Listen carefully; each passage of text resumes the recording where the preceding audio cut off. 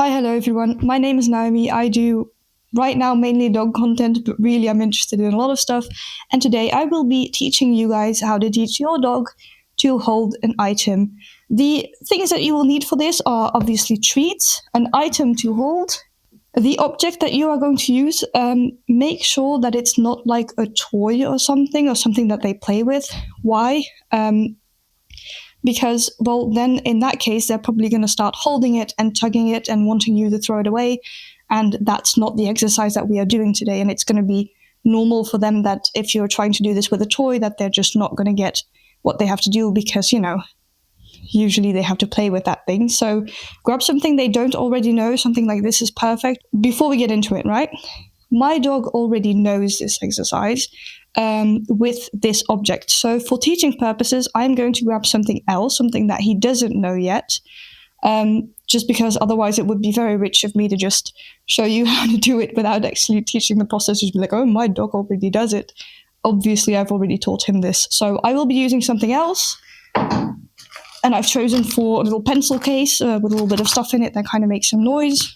This is going to be a little more challenging for him, but that's okay because he already knows this exercise. If it's the first time you're doing this, grab something like the wooden thing I just showed to you, something lightweight, something that's easy for them to hold, and something they don't know yet, okay? But I'm going to be using this. Otherwise, it'll be very easy for me to show you. I will be teaching this exercise through shaping, which if you've watched some other videos on my channel is a method that I absolutely love. It basically means that I'm not going to instruct my dog to do anything except just try and find out. Trial and error, basically. I'm just going to let him figure out what he has to do on his own and reward him anytime he makes a good decision. And for that, we need what I call a marker word. It's what someone else would typically use a clicker for. So they see a behavior, they mark it with the clicker, and then they reward. I personally use a word for that because my dog just responds a little better to it. So I will use a word, something like yes or... Well, actually, I use yes. There's other things that you can use, but I usually say yes and then reward. So you need a marker word, okay? Make sure you've established that word already so that they know, okay, if I hear that word, I'm getting rewarded because I've done something correct in that moment. I'm also sitting down because you can do this standing up, but it usually takes a little bit of patience. So I prefer just kind of, doing it while sitting down. But if you want to stand up, hey.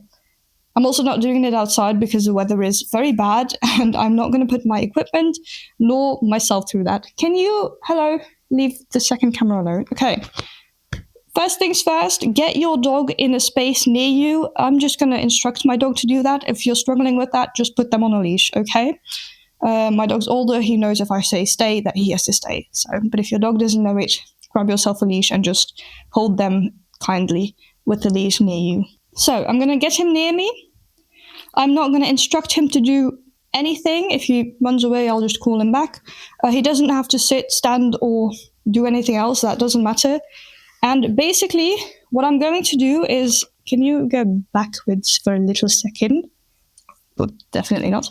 I'm just going to hold the object in front of me, just like this, and I'm going to wait very patiently until he interacts with it.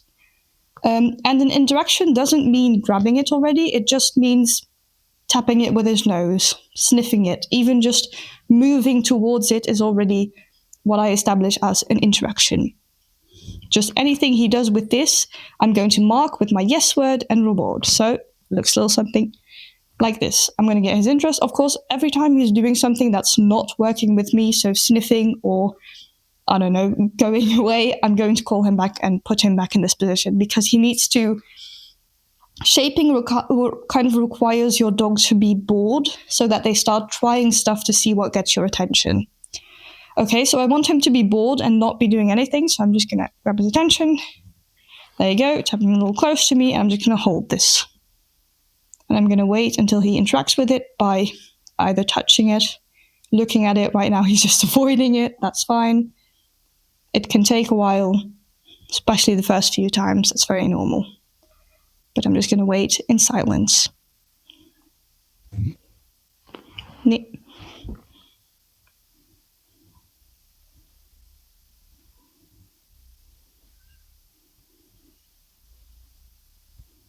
Nee. Come here. As you can see, every time he goes away, I kindly get him back over here because I want him to not do anything. Is that an interaction? Sometimes they do things. Yes! There you go. That was a touch. So I mark it with my yes, and he gets a treat. Oh, that was a big treat. Lucky. And now we're basically going to just repeat that, and you're going to see that at some point your dog is like, oh, if I do something with this, I get a reward. Yes! My dog is very used to this method, so it makes a lot of sense that he's going to progress a little faster and he's going to immediately get like, oh, this is what I have to do.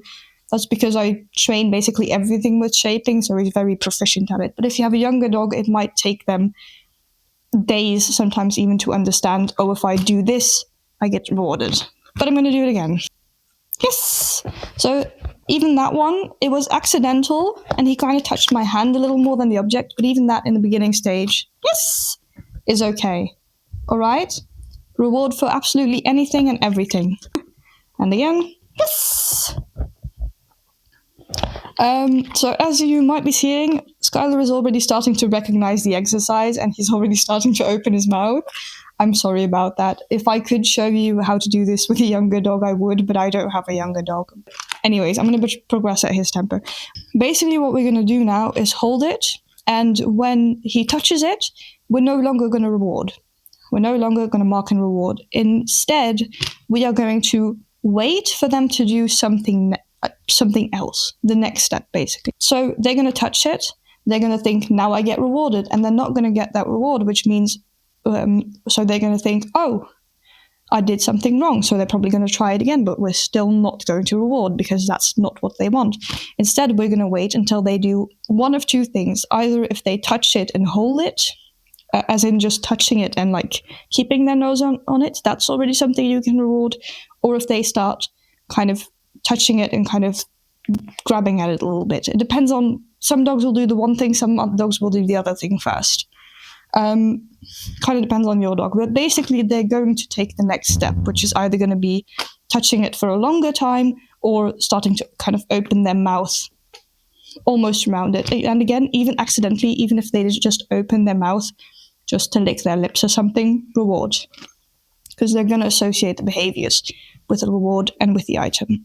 An important part in this step, and something that a lot of people start doing here, is usually their dog will kind of get uninterested again because they're like, well, this isn't fun, I'm not getting rewarded for this. And a lot of people have the tendency to then kind of start playing with it, kind of shaking it and, doing this for some reason. Don't do that, because then you're making this into a game again, and that's not what we want. Okay, so just like before, hold it very still and just wait for them to take that next step. Okay, and then it's going to look something like this. So get him back in front of you. Position doesn't matter. I'm going to hold it again. He's just touching it, so I'm not going to reward. There you go. He kind of nibbled at it. I didn't say my yes. That's because I'm talking to you, but he understands. He kind of opened his mouth a little bit. Now I'm going to reward. And basically now I'm just going to keep extending that until he can fully do this. So he's not getting his reward. I'm going to wait until he opens it. Yes, a little more. There you go. 3 nibbles. That's also okay. Going to do it again. Yes, there you go. Yes, well done. I'm going to reward him away for a moment. There you go. Give him a little break. That's not what I want. Yes. Yes. And as you can see in this step, we're also making it so they don't just bite and go away again. They really need to hold it for a little bit. Yes, I know that's what you do. You get treats. Yes. I don't know if you guys saw, hold on. I don't know if you guys saw what he did just a second ago. Come over here. He knows he's getting rewarded. What Skylar did just a second ago is he grabbed it and then kind of chewed before he held. That's another thing to look at. Make sure they don't start chewing on it, because later when you're making them hold more fragile items like a pencil case, or I don't know what you're going to let them hold, but something more fragile, you don't want them to be standing there, doing that constantly, basically breaking your stuff. Only reward them when they're holding it and actually just holding, not chewing. Okay? I know he can do this, so I'm not going to reward him for it. I'm going to reward him when he does what the next step which is fully hold it. Look, he's trying different things. He's seeing, oh, that's not working. Yes! I want him to hold it a little bit further in his mouth. I don't want him to be like a little front biter. I want him to really hold it well, basically. Now he's pulling at it. I don't want that either. Now he's pushing it. I don't want that either. Now he's pulling. Nah. Okay, that was a great example of another thing you don't want your dog to do. What you just saw is he held it and he started pulling it, which is, again, it's a very normal dog thing to do. They grab an item and they try pulling it. Pretty normal, it's just play behavior, but again, this is not the exercise for that. I just want him to hold it and not tug or pull at it, because then we're making it a game again, and that's not what this is. All right, so I even gave a firm no at that moment, because I want him to know that's not what we're doing. We are not playing. Yes. And because I just punished him, I'm also going to reward him for a little bit of the lower steps now, just to kind of get him back in the positive rhythm. Yes! There you go. Great. So that's step 2, basically. So for step 2, it's kind of still step 1, but hey. All you want them to be able to do by the end is just hold it for a few seconds. With you obviously still holding it. Now, the obvious next step is, now we're holding the item, for us to start loosening the item. And logically, we're going to start with one hand. Okay, so that's going to look something like this. I'm going to make him hold it. If you want to, by the way, around now is when you can start adding your commands. So once they're doing it, you mark yes, and then say your command, like hold it, and then reward. Yes, good job. And we are going to build this up until we can let go of both hands, basically. Okay, then vast. So I'm going to give my command to affirm, vast, and I'm going to try and let go a little bit. He wasn't holding it very well. That's why it kind of dropped. But if you see that they're dropping it, make sure it doesn't fall. You don't want that. Make sure you can catch it so they don't get the ID that that's what they have to do. And don't reward them if they drop it, obviously. But that makes sense. Let me do it again. Vast. So repeat my command. Vast. Let it go for a few seconds. Vast. That's fast. I'm going to reward with my commando and my words. Good boy. That's hold. That is hold. Slowly come back. Wait for them. No. He's not allowed to release it yet until I give my command. Loss. Yes. Then he releases. Then he gets his reward. And that's what we need to get to. Another important part is obviously what you just saw me do, the coming back with my hands. You don't want to be grabbing after the thing. So a very normal response for your dog to do, especially if you do a lot of fetch, is once you do this for them to drop it. We're going to try and unteach that by doing this. So go slowly and then slowly hold it and make them hold it for a few more seconds until you give that release command, and then you reward. That's about it. I have a few extras you can do to kind of strengthen this exercise that I'm going to show you, though. First of all, make them hold it. One way to start kind of strengthening this, and especially start strengthening, if they have the urge to drop it, use your hands to pet them, basically. It's going to give the same motion as, oh, I'm going to grab it, but you're not actually grabbing it. So fast. So he's holding it. I'm going to kind of touch him. There you go. This way I'm just kind of strengthening that hold and also making the association. It's not because things are happening, like I'm touching you, that you're allowed to let go. Fast. That's a very normal response. If he does that, I'll just give it back without reward. Neen. Fast. I'm going to make him hold it for a few more seconds. Loss. Yes. There you go. Obviously, now you can kind of start expanding this exercise. So instead of giving them the object, you could, for example, I don't think you can see that, but you can put it on the floor and use your command and see if they get it. If they don't understand it, just help them in the beginning. Kind of hold it halfway or something and ask them, ska det vast? There you go. Ask them to hold it, and then maybe, there you go, encourage them to bring it close to you. Loss. And then repeat those final steps. right? And that way you can kind of play with it and you can expand it to any use that you may want. For example, I do a lot of fetch work, so that means he needs to go and bring something. So that for that, I would then put it down. I'd ask him Skylar Vust. It's probably a little more difficult with the pen sack Vust, but that's okay. This is good confidence building.